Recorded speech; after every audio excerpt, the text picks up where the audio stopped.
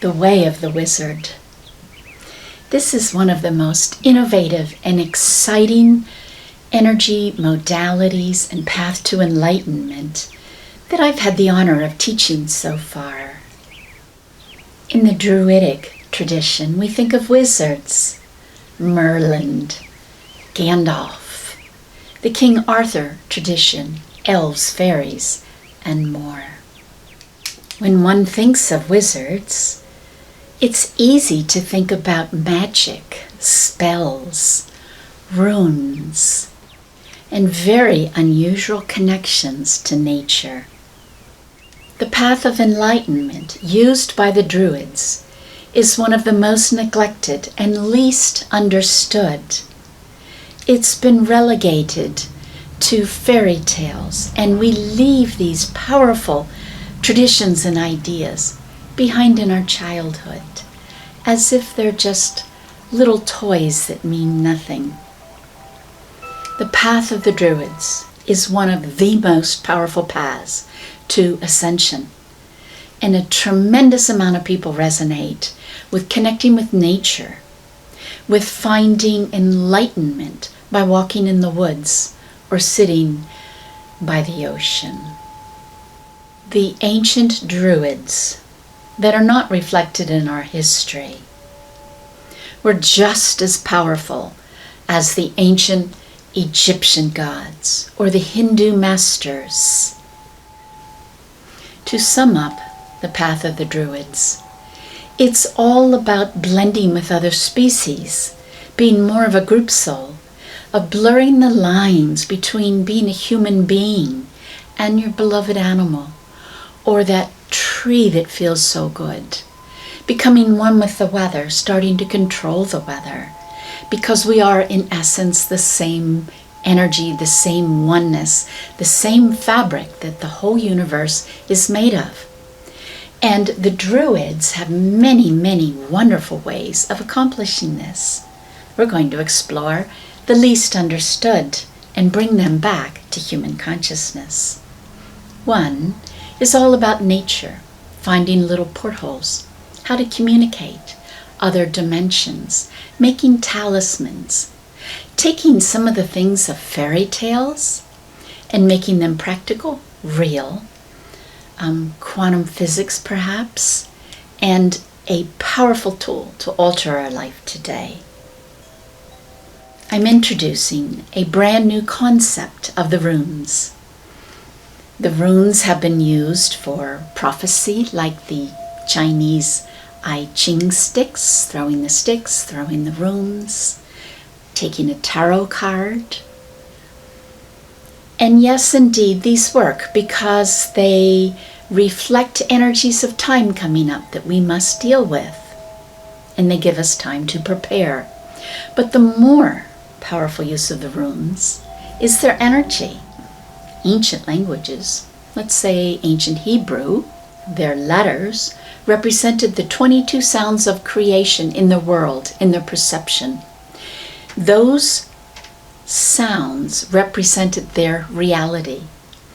And each culture is going to have slightly different sounds, and so too do the Druids. The runes are quite different than, let's say, the Sanskrit letters or the hieroglyphs in Egypt, because the Druids had a bit of a different path, one that focused on blending with nature and evolving to merge and become an active part of other species and elements, the earth, the sky, and the sea. By simply looking at a rune, tracing its shape, and the ancient people would even create the shape of a rune with their bodies to create shape resonance with the powerful energy that comes from the runes. I have translated the runes, the 18 positive runes, into sound codes, into pitches and harmonics, and they bestow the magical world of the Druids. They give us the blessings and all the things that were held important to these highly evolved being that were one and the same with nature, with trees, with flowers, with eagles, and even a little tiny ant. Another important concept in the Druidic tradition was shape-shifting. Again, it's hard for us to even imagine this. But yet, the key is in the word imagine. The key is hidden right in front of our noses. Just like we have relegated all our stories of other dimensions and kingdoms and King Arthur lore to the stuff of children, we have also taken the tool that enables us to merge with other species and elemental and earth and sky energies, our imaginations. And we've also clothed this as silly child stuff, and we throw away our power. The imagination is a vehicle which transforms us.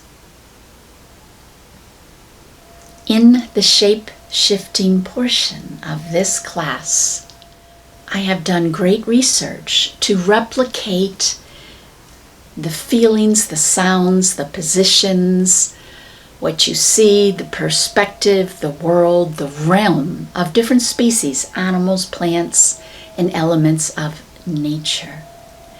And will take you on guided journeys to blend with them. Why do you even care? Well, a tree doesn't get the virus. They're immune. So merging with the tree's energy gives us a sense of their immunity. Nature is healing in so many different ways. And by blending with the nature and being a master, we can pick qualities that we need at the moment. Shapeshift into a ferocious black bear when someone is bullying you. Big decision to make? Let's be an eagle and see the big picture and fly above the drama and the fray. See the freedom of choices that are available to us. The ancient Druids had a very significant class of people that were called bards. Bards were musicians. They would educate the people that couldn't go to a mystery school or become a priest or priestess. They would tell stories that have values and give people a sense of a good path in life. The bards sang, the bards played instruments, the bards drummed. With drumming, you can entrain your brain waves to many states of consciousness. And these deep states of consciousness allow you to access information that's vital about yourself. So there's also a section on drumming and using pitches to evolve your consciousness in honor of the bards.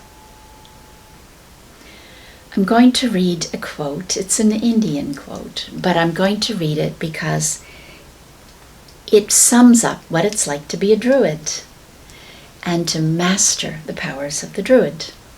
They hear the Great Spirit in every wind. They see him in every cloud, fear him in threatening sounds, and adore him in every awe-inspiring natural vista.